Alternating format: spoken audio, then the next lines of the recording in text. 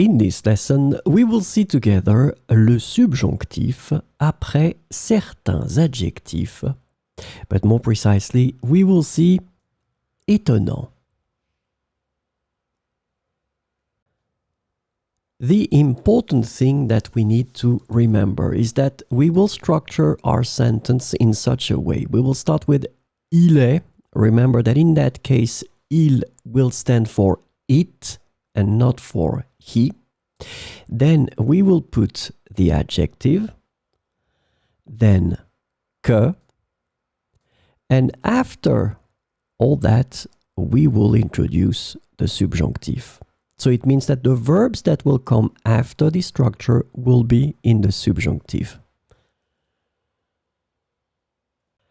So this lesson is about étonnant, and the adjective étonnant can be translated into various ways in English, including amazing, astonishing, surprising, or remarkable. So let's see some examples with étonnant. Il est étonnant que tu aies accompli cela en si peu de temps. Il est étonnant que tu aies accompli cela en si peu de temps.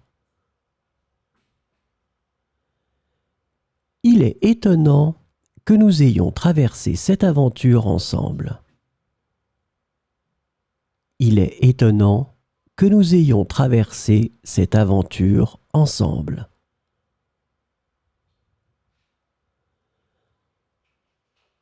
Il est étonnant que cette découverte ait été faite par hasard.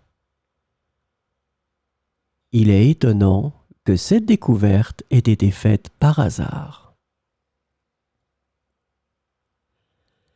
Il est étonnant que vous ayez réussi malgré les obstacles. Il est étonnant que vous ayez réussi malgré les obstacles.